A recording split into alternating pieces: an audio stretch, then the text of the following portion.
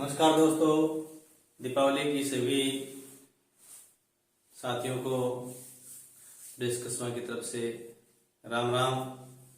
और मैं एक और नई वीडियो लेके आपके सामने आया हूँ। पिछली वीडियो में हमने काशी नागरिक प्रचारणी सभा के बारे में पढ़ा था और जो उससे संबंधित महत्वपूर्ण बातें थी उस पर हमने चर्चा भी की थी। आज अपनी चर्चा करेंगे हिंदी साहित्य के जो अलग अलग काल है, जैसे आदिकाल, भक्ति काल और आधुनिक काल।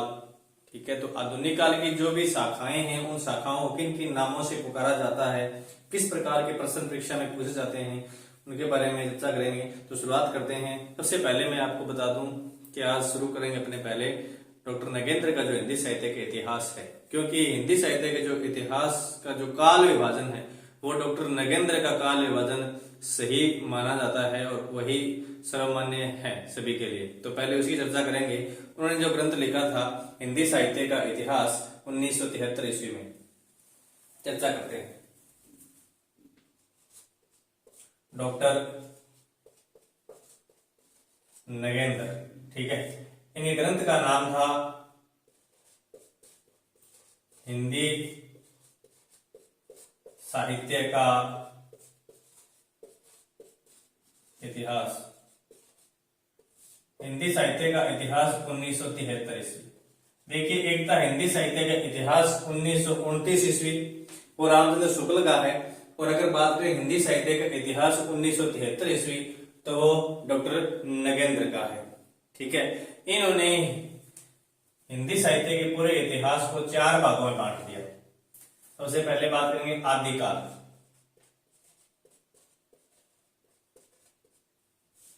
ठीक है, फिर भक्ति काल और फिर रीतिकाल, और जो तीसरे हैं, चौथा जो काल है वो है आधुनिक काल।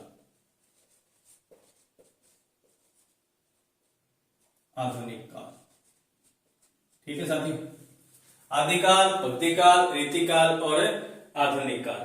ठीक है, अब इन जो चारों काल है उनका समय भी इन्होंने बताया है कि यह जो काल था वो 7वीं सदी से 14वीं सदी के मध्य, 14वीं सदी के मध्य, इसका समय 7वीं से 14वीं सदी के मध्य बताया है आदिकाल का। भक्ति काल का 14वीं सदी से 7वीं सदी, ठीक है, 14वीं सदी से 7वीं सदी के मध्य तक, और इनका 17वीं सदी से 19वीं सदी, और आधुनिक काल का बताया है 19वीं सदी से अद्यतन, यानी आज तक। ठीक है, इस प्रकार से डॉक्टर नगेंद्र ने हिंदी साहित्य के जो पूरा इतिहास है उसको 3 भागों में बांटा: आदिकाल, भक्तिकाल, रीतिकाल और आधुनिक काल। आदिकाल को उन्होंने 7वीं सदी से 14वीं सदी के मध्य बताया, भक्ति काल को 14वीं सदी के मध्य से 17वीं सदी तक, रीतिकाल को 17वीं सदी से 19वीं सदी तक, और आधुनिक काल को 19वीं सदी से अद्यतन यानी आज तक।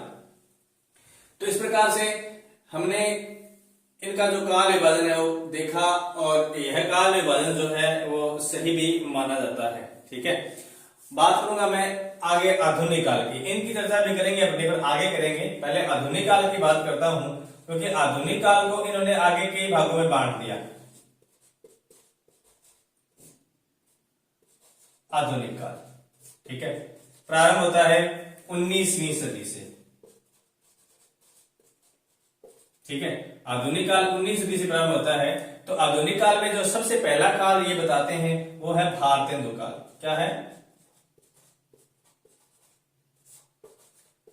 भारतेंदु काल।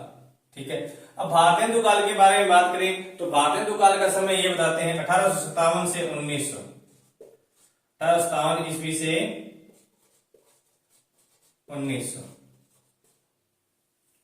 यानी भारत हिंदू काल का समय 1857 से 1900। उसके बाद द्विवेदी काल,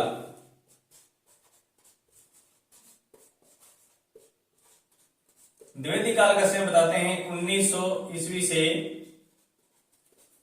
1918 ईस्वी, ठीक है। उसके बाद छायावादी काल, छायावादी काल का समय ये बताते हैं 1918 से ईस्वी से 1938 ईस्वी, ठीक है। और उसके बाद आता है, छायावादी काल के बाद आता है प्रगति प्रयोगवाद काल, ठीक है। प्रगति प्रयोगवाद काल, या इसे अपने ये कह दें कि छायावादोत्तर काल, क्या कहें, छायावादोत्तर काल।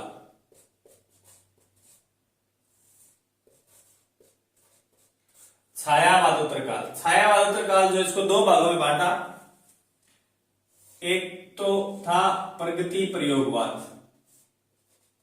प्रगति प्रयोगवाद, ठीक है। और दूसरा था नवलेखन काल,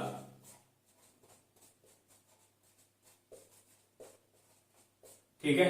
प्रगति प्रयोगवाद का समय इन्होंने बताया 1938 से 1953 ईस्वी, ईस्वी से 1938 से 1953 ईस्वी का जो समय था वो प्रगतिवाद काल का था। और नवलेखन काल जो बताया है वो है 1953 ईस्वी से आगे, ठीक है। प्रगति प्रयोगवाद 1938 से 1953 और नवलेखन काल जो है वो 1953 से आगे। तो इस प्रकार से हिंदी साहित्य का जो इतिहास था वो उन्होंने इस रूप में बांट दिया, ठीक है। और अपने जो हिंदी साहित्य का इतिहास पढ़ेंगे वो इसी रूप में पढ़ेंगे, इसी रूप में आगे पढ़ेंगे, पढ़ते जाएंगे, ठीक है। इसका स्क्रीनशॉट लेना है तो ले लीजिए, फिर आगे चलते हैं, बात करेंगे आधुनिक काल की।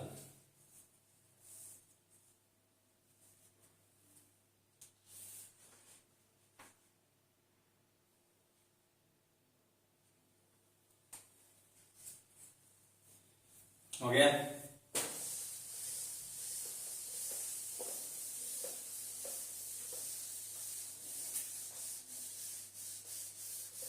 बात करते हैं आधुनिक काल। आधुनिक काल को किसने क्या नाम दिया, आधुनिक काल में इसका प्रारंभ कब से मानते हैं, ठीक है।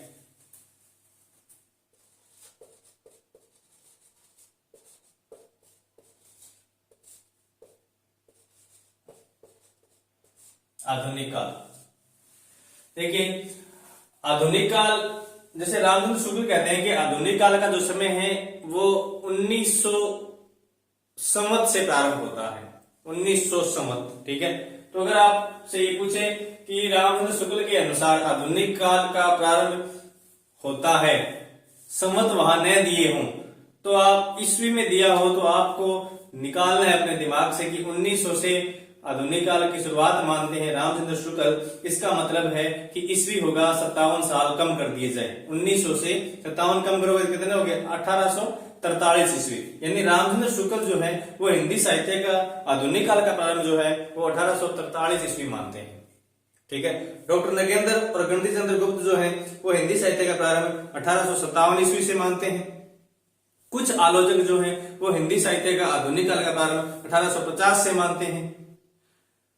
और रामविलास शर्मा जो है वो हिंदी साहित्य के आधुनिक काल का प्रारंभ जो है वो 1868 ईस्वी से मानते हैं। तो इस प्रकार के प्रश्न जो हैं वो कई बड़ी बड़ी परीक्षाओं में पूछे जा चुके हैं, इसलिए इनको अपने लिख लेते हैं ताकि आपके नोट्स तैयार हो जाएं। तो रामचंद्र शुक्ल के अनुसार, ठीक है, रामचंद्र शुक्ल के अनुसार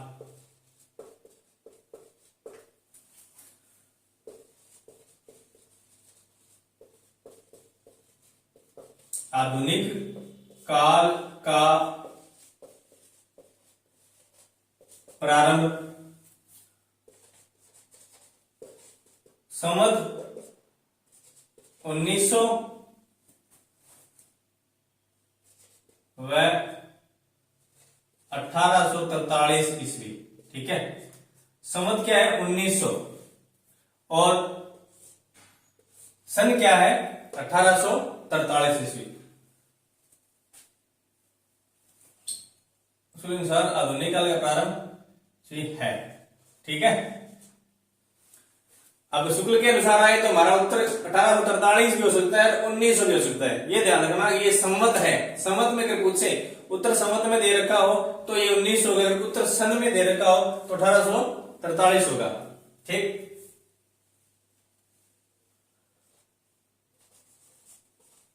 कुछ आलोचक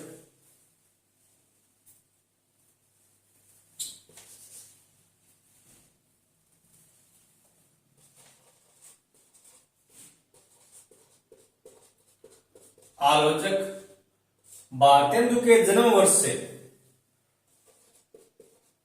कुछ आलोचक भारतेंदु के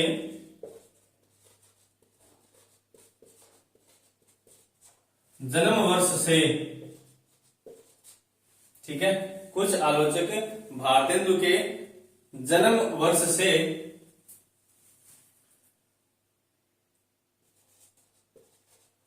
अर्थात 1850 ईस्वी से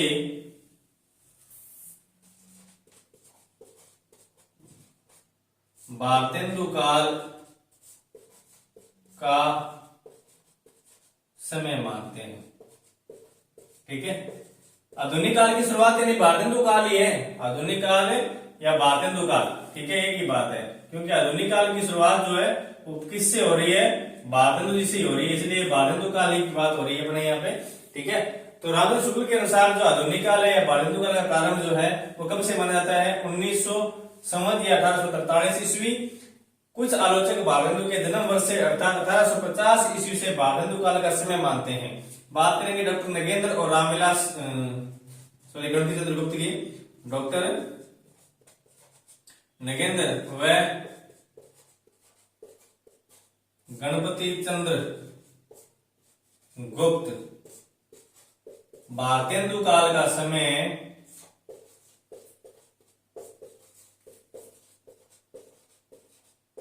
भारतेंदु काल का समय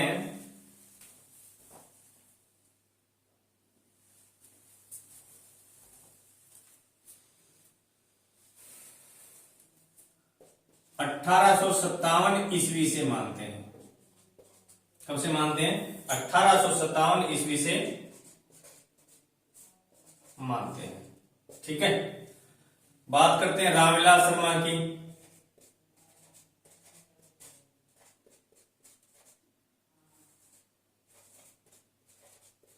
रामविलास शर्मा भारतेंदु काल का समय 1868 ईस्वी से मानते हैं।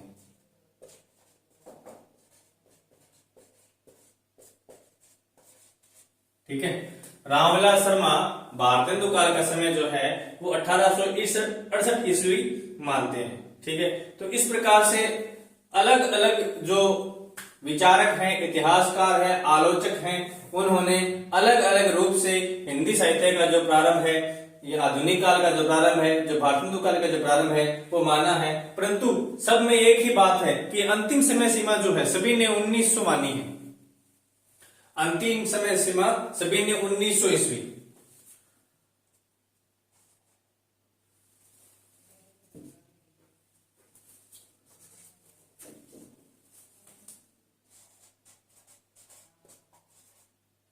भारतेंदु काल की अंतिम सीमा 1900 ईस्वी मानी जाती है। ठीक है, तो यह है महत्वपूर्ण बात भारतेंदु युग के प्रारंभ से कि किसने कब इनका प्रारंभ माना है। बहुत बार इस प्रकार के प्रश्न पूछे जाते हैं जिसके नोट्स नहीं मिलते हैं। बहुत सारी किताबें आपको खंगालनी पड़ती है, तब इस तरह की चीजें आपको मिलती है। परंतु हमारे इस क्लास में आपको वो सब चीजें मिल जाएगी जो कहीं नहीं मिलेगी, किताब ढूंढोगे तो भी नहीं मिलेगी। इसलिए अलग अलग किताबें पढ़ने के बजाय आप हमारे चैनल से जुड़िए और हमसे मिलिए। कुछ समय बाद मैं आपके लिए लाइव क्लासें लेके आऊंगा जिसमें आप अपने प्रश्न भी पूछ सकते हो, ठीक है, जिसका तुरंत आपको जवाब दिया जाएगा। ठीक है, तो ये आधुनिक काल का जो समय है उसकी जो समय सीमा है वो इस प्रकार से है। इसकी आप स्क्रीनशॉट ले लीजिए। फिर आधुनिक काल में जो भारतेंदु युग है उसे अन्य किस नाम से पुकारते हैं उसके बारे में चर्चा करते हैं।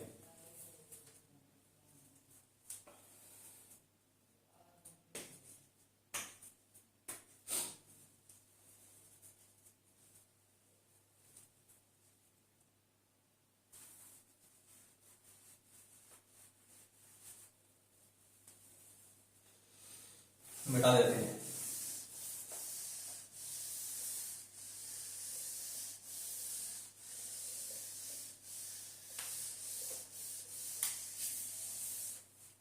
अपने बात कर रहे हैं आधुनिक काल या भारतेंदु काल के अन्य नाम की।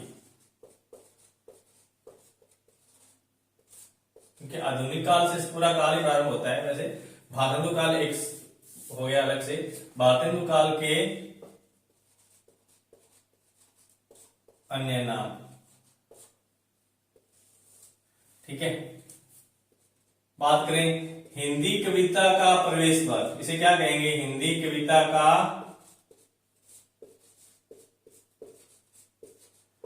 भारतेंदु काल को हिंदी कविता का प्रवेश द्वार भी कहा जाता है। हिंदी कविता का प्रवेश द्वार भी भारतेंदु काल को कहा जाता है। इसके अलावा हिंदी कविता का सिंह द्वार,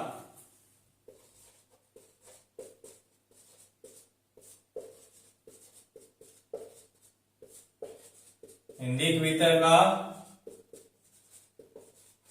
सिंह द्वार, ठीक है।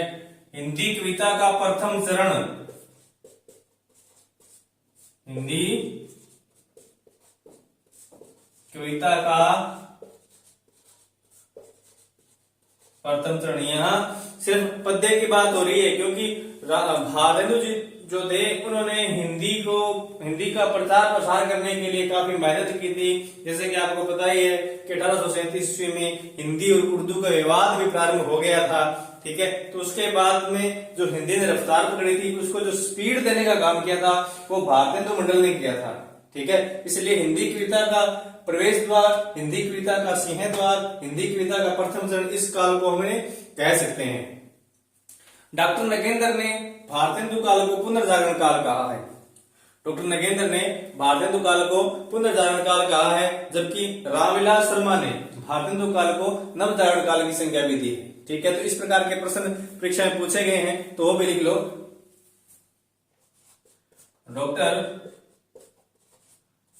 नगेंद्र ने भारतेंदु काल को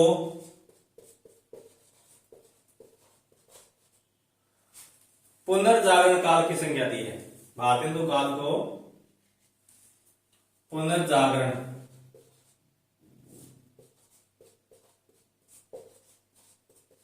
काल की, ठीक है। डॉक्टर नगेंद्र ने भारतेंदु काल को पुनर्जागरण काल की संज्ञा दी है। बहुत ही महत्वपूर्ण है, प्रश्न आया हुआ भी है परीक्षा में। डॉक्टर रामविलास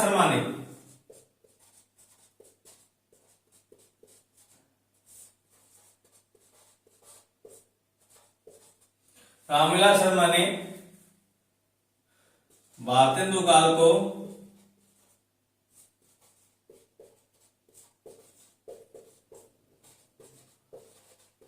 नवजागरण काल की संज्ञा दी है। क्या कहा है? नवजागरण काल की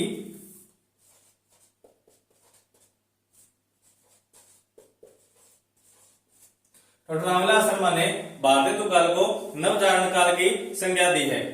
इन्होंने, डॉक्टर रामविलास शर्मा ने भारतेंदु काल को नवजागरण काल कहा ही है। इसके अलावा जो भक्ति काल है उसे भी लोक जागरण काल कहा है। भक्ति काल को भी इन्होंने लोक जागरण काल की संज्ञा दी है, वो भी लिख लो आप साथ साथ में, याद रहेगा।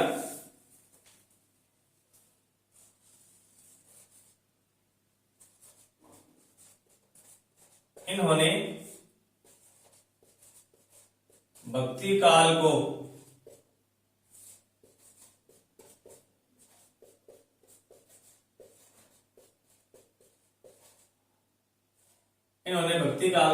लोक जागरण काल की संज्ञा दी है, काल की संज्ञा दी है, ये भी महत्वपूर्ण है।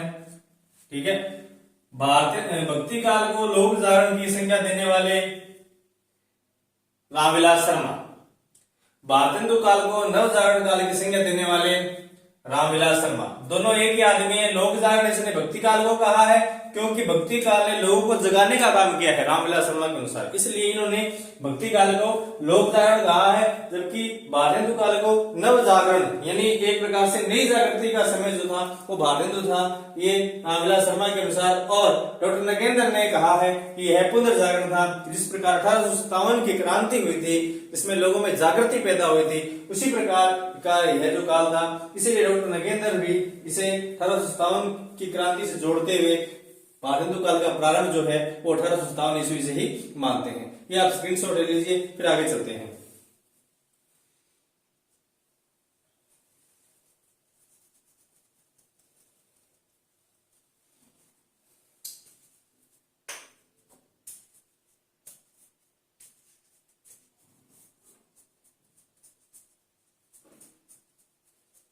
इन्होंने नव जागरण काल क्यों कहा? क्योंकि इनका मानना है कि जो नई जो जागृति है वो कब से प्रारंभ हुई? 1857 की क्रांति से प्रारंभ हुई, इसलिए इन्होंने इसे नव जागरण काल कहा। आगे चले, बता देता हूं। अगले काल की बात करते हैं, द्विवेदी काल।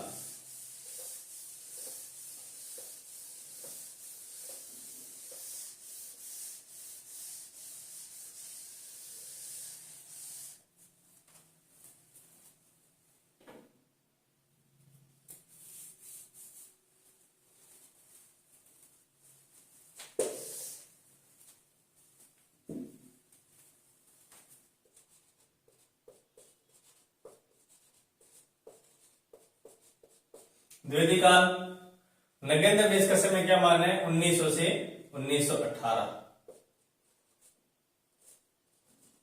जो कि सही भी है। कब से है? 1900 से 1918 ईस्वी। द्विवेदी काल, इसका जो नामकरण था वो महावीर प्रसाद द्विवेदी के नाम पर हुआ है। इसका नामकरण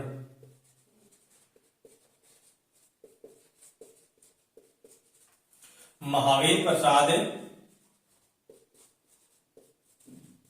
द्विवेदी के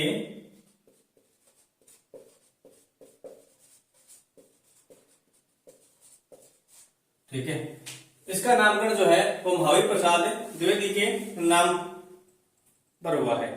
डॉक्टर नगेंद्र ने इसे जागरण सुधार काल कहा है।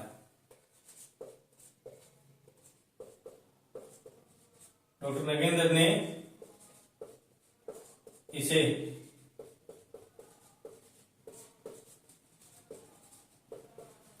जागरण सुधार काल कहा है। यह प्रश्न पूछा जा चुका है, सेकंड ने पूछा था एक बार कि जागरण सुधार काल किस काल को कहते हैं, तो अपने द्विवेदी काल को कहते हैं। तो देखिए, डॉक्टर नगेंद्र ने पुनर्जागरण काल कहा था भारतेंदु युग को, परंतु जागरण सुधार काल किसको कहा है? द्विवेदी काल को। तो यह प्रश्न आया हुआ है, ठीक है, यह भी आया हुआ है कि पुनर्जागरण काल कौन सा है? भारतेंदु काल, भारतेंदु युग है, और जागरण सुधार काल कौन सा है? द्विवेदी युग या द्विवेदी काल है। ठीक है, आगे बात करेंगे इसके अन्य नाम की, इस काल के अन्य नाम के, नहीं और क्या नाम है इसके, और बात करें तो इसे हिंदी कविता का द्वितीय चरण भी कह सकते हैं। हिंदी कविता का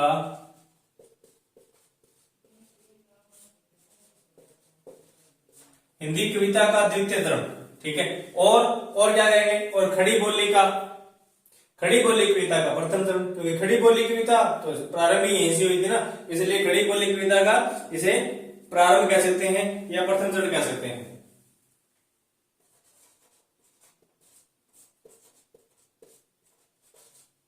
खड़ी बोली का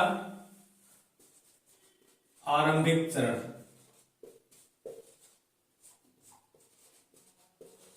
और क्या कहेंगे, और कह देंगे परिमार्जन काल, क्योंकि खड़ी बोली में तो सुधार, क्योंकि महावीर प्रसाद द्विवेदी ने जो सरस्वती पत्रिका में जो कविताएं वो छापते थे, एक तो उन्होंने शर्त लगा रखी थी कि वो खड़ी बोली में होनी चाहिए, हिंदी में होनी चाहिए, ठीक है, और दूसरी ये थी कि भाषा जो हो क्या होनी चाहिए, बिल्कुल शुद्ध और परिमार्जित होनी चाहिए, ठीक है। तो खड़ी बोली में जो कविता तो पहले हो रही थी, भारत युग में कविता प्रारंभ हो गई थी, ठीक है, हिंदी में, परंतु हिंदी में जो शुद्ध कविताएं जो प्रारंभ हुई थी वो द्विवेदी युग से प्रारंभ हुई थी, क्योंकि सरस्वती पत्रिका में द्विवेदी जी ने स्पष्ट कहा था कि मैं उन्हीं की कविताएं अपनी पत्रिका में रखूंगा जो कि बिल्कुल शुद्ध होगी और सही भाषा में लिखी होगी, वो कविताएं मैं शामिल करूंगा। इसलिए जितने भी कवि थे सरस्वती पत्रिका में अपनी कविताएं छपवाने के लिए हिंदी का शुद्ध रूप लिखने का प्रयास करने लगे थे। इसलिए इस काल को परिमार्जित यानी भाषा का परिमार्जित काल भी कह सकते हैं। भाषा का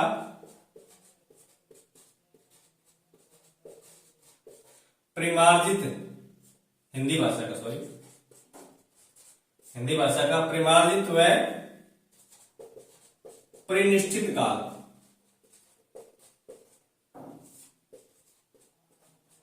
ठीक है, तो ये थे द्विवेदी काल के अन्य नाम। आगे चलते हैं, परिनिष्ठित या परिष्कार काल भी बोल सकते हैं इसको।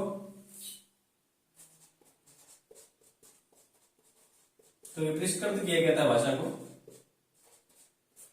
ठीक है। आगे इसका स्क्रीनशॉट ले लीजिए, बाद में चलते हैं छायावादी युग की तरफ।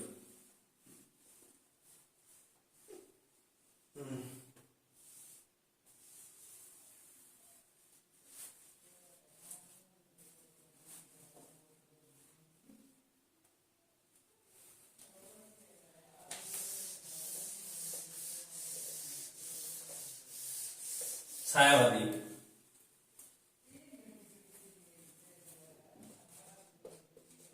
छायावाद 1918 से 1938, ये तो मानते हैं अपने नगेंद्र, ठीक है, डॉक्टर नगेंद्र, परंतु कुछ विचारक जो है इसका समय क्या मानते हैं 1936 ईस्वी, ठीक है। अगर सीधा यहां से पूछा जाए कि छायावादी युग का समय सीमा है 1918 से 1936, 1918 से 1938, ठीक है, तो आपका उत्तर होगा 1918 से 1936। सीधा अगर पूछे तो, अगर आपसे ये पूछे कि डॉक्टर नगेंद्र के अनुसार छायावाद युग का समय सीमा है तो 1918 से 1938 होगी। अगर सीधा ही पूछे तो 18 से 36 ही होगी, 36 सही है फिर, ठीक है। नगेंद्र के अनुसार पूछे तो 38 है। इस बात को थोड़ा सा आपने ध्यान रखना है, ठीक है। अब छायावादी युग थे, इसमें 4 मुख्य स्तंभ हुए थे, ठीक है, प्रसाद, पंत, निराला और महादेव वर्मा। चारों ही कवियों ने, चारों ही कवि अपनी ही पीड़ा में रो रहे थे, ठीक है, खुद की पीड़ा में ही रो रहे थे। रोमांटिसिज्म भी चरम सीमा पर था इस काल में, ठीक है। तो इस काल को अलग अलग विद्वानों ने अलग अलग नाम दिए हैं, ठीक है। तो इसे सांस्कृतिक पुनर्जागरण काल भी कहा जाता है। अन्य नाम देखो इसके, अन्य नाम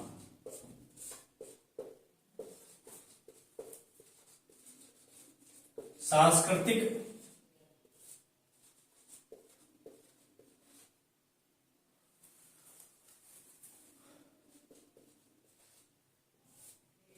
पुनर्जागरण काल, ठीक है। इस काल का अन्य नाम क्या है, सांस्कृतिक पुनर्जागरण काल। तो 1800 से 1936 तक हुआ था। इसका मतलब प्रथम विश्व युद्ध 1914 में प्रारंभ हो गया था, द्वितीय युद्ध भी प्रारंभ हो चुका था, इसलिए 2 विश्व युद्धों के बीच की कविता भी इसका नाम रह सकता है। 2 विश्व युद्ध के बीच की कविता, दो विश्व युद्धों के बीच की कविता कौन सी है? छायावाद।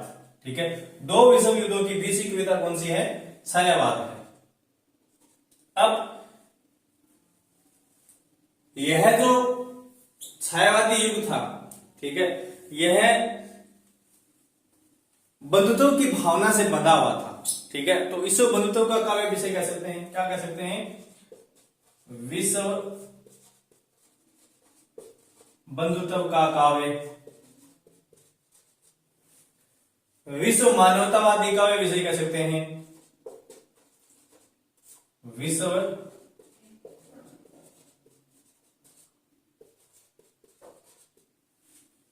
विश्व मानवतावादी काव्य। ठीक है, और इसे क्या कहेंगे? और इसे कहेंगे वाणी की नीरवता का युग।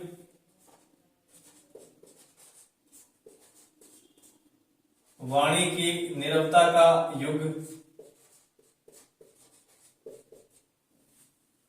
वाणी की नीरवता का युग। अन्य नाम अनंत का विलास।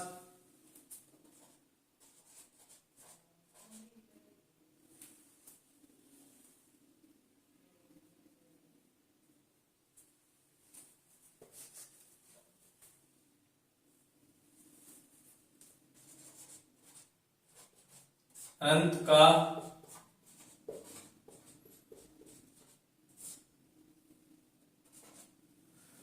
का विलास। और अन्य नाम इसके क्या हो सकते हैं? इस युग के छायावादी युग है, तो छायावादी युग के अन्य नाम हो सकते हैं आधुनिक हिंदी कविता का स्वर्ण युग।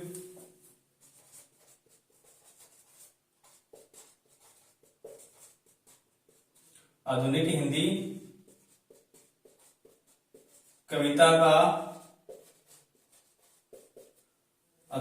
कविता का स्वर्ण युग इसे कह सकते हैं। इसके अलावा अन्य नाम खड़ी बोली हिंदी का स्वर्णकाल भी कह सकते हैं। खड़ी बोली हिंदी का स्वर्णकाल।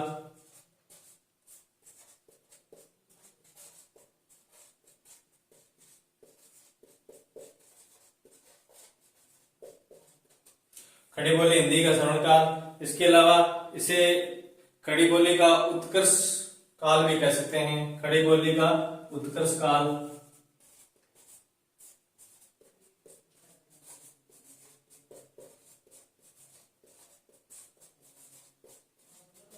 खड़ी बोली का उत्कर्ष काल। इसके अलावा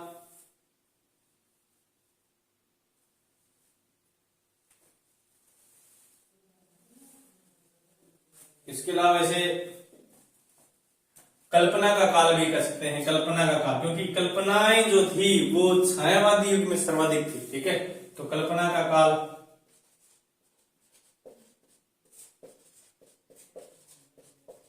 कल्पना काल भी इसे कह सकते हैं। ठीक है, तो इस प्रकार से जो छायावादी युग थे वो ये इसके जो नाम है। सांस्कृतिक पुनर्जागरण काल छायावादी युग है। दो विश्व युद्धों की बीच की कविता छायावाद है। विश्व बंधुत्व के काव्य, विश्व मानवतावादी काव्य, वाणी की निर्वता का युग, अनंत का विलास, आधुनिक हिंदी कविता का स्वर्ण युग, खड़ी बोली हिंदी का स्वर्ण काल, खड़ी बोली का उत्कर्ष काल, कल्पना का काल। ये मुख्य छायावादी युग के अन्य नाम है। ठीक है, स्क्रीनशॉट ले लीजिए। फिर आगे चलते हैं, अगले जो प्रगतिवाद है उसकी बात करेंगे।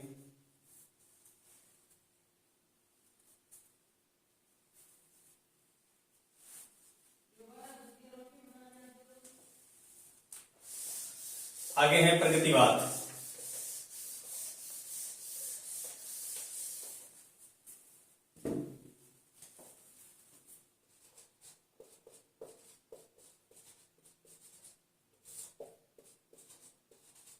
उन्नीस सौ 38 से 1943, 1938 से 1943 ईस्वी का जो समय था वो प्रगतिवाद का था। ठीक है, तो प्रगतिवाद में इसके क्या नाम देंगे? इसे देंगे राजनीतिक जागरण का काल। अन्य नाम क्या होंगे इसके? राजनीतिक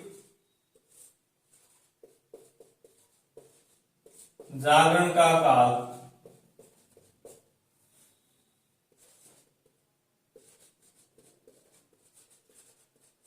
साम्यवाद मार्क्सवाद का काल, साम्यवाद ऑब्लिक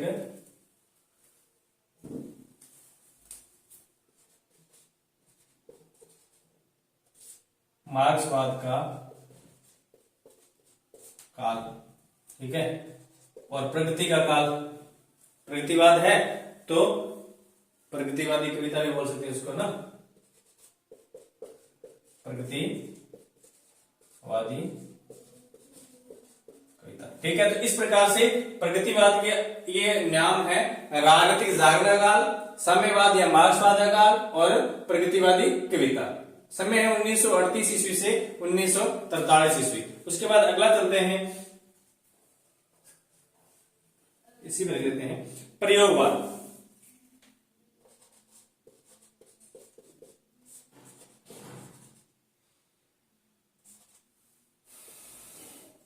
वो 1943 ईस्वी तक है, तो प्रयोगवाद जो है वो इससे आगे 1943 से 1952, 43 ईस्वी से 1952, ठीक है। यह जो प्रयोगवाद था यह बुद्धिजीवियों का काल था, ठीक है। इसलिए इसे बुद्धिजीवी वर्ग का काव्य आंदोलन भी कह सकते हैं।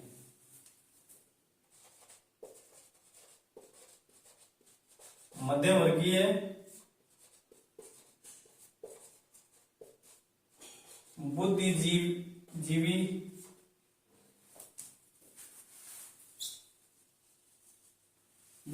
वर्ग का काल, बुद्धिजीवी वर्ग का काल, ठीक है। ये था प्रयोगवाद। प्रयोगवाद के बाद आता है नई कविता। पिछली बार कॉलेज लेक्चरर में नई कविता से प्रश्न पूछा गया था, ठीक है।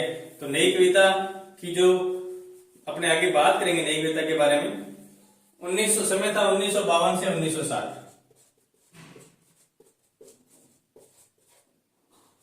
प्रश्न ये पूछा गया था कि नई कविता में किस पर बल दिया गया है, ठीक है। तो नई कविता जो है वो आधुनिक भावबोधी कविता है। क्या है? आधुनिक भावबोधी कविता, आधुनिक भाव बोध की कविता, आधुनिक भावबोधी कविता। तो ये है प्रगतिवाद और प्रयोगवाद और नई कविता। स्क्रीनशॉट ले लीजिए। फिर दो और हैं, साठोत्तरी कविता और समकालीन कविता।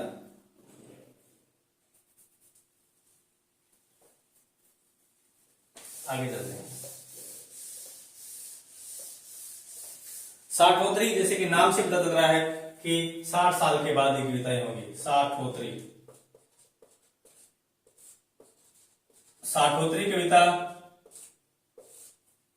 1960 से 1975 तक, 1960 से 1973 तक की जो कविता थी वो साठोत्तरी कविता थी।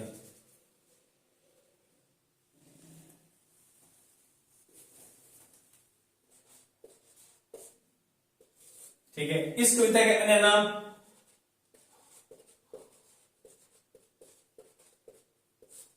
एक तो ये था ए कविता, दूसरा मोहभंगी कविता,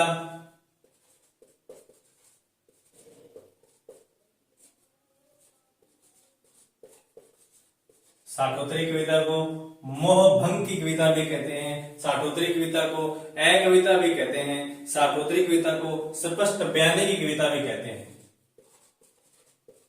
स्पष्ट बयानी,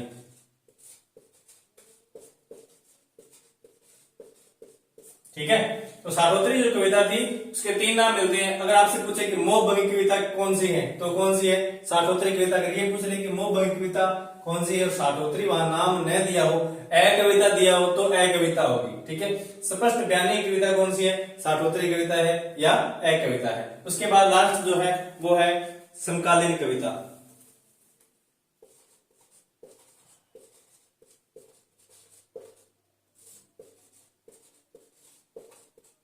इसका समय 1975 से,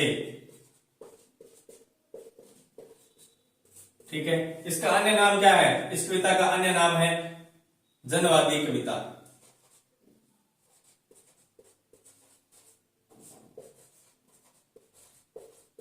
ठीक है। तो समकालीन कविता है उसे किस नाम से जानते हैं? जनवादी कविता के नाम से भी जानते हैं। ठीक है। तो इस प्रकार से जो आधुनिक काल है, आधुनिक काल के जितने भी जो काल हैं, भारतेंदु युग है, छायावादी युग है, द्वैत युग है, छायावादी युग है, प्रगतिवाद है, प्रयोगवाद है। ठीक है। प्रयोगवाद के बाद नई कविता है, साठोत्तरी कविता है और समकालीन कविता है। उसके अन्य नाम जो है उनकी जो विशेषता थोड़ी थोड़ी हमने इस पार्ट में पढ़ी है। आगे जब हम इसको करेंगे तो विस्तार से समझते जाएंगे। ठीक है। आज के लिए इतना ही दोस्तों। आपको एक बार फिर से दीपावली की बहुत बहुत बधाई हो और ईश्वर से कामना करते हैं कि आप जल्द ही अपने मंजिल तक पहुंचे। जय भारत, जय हिंद।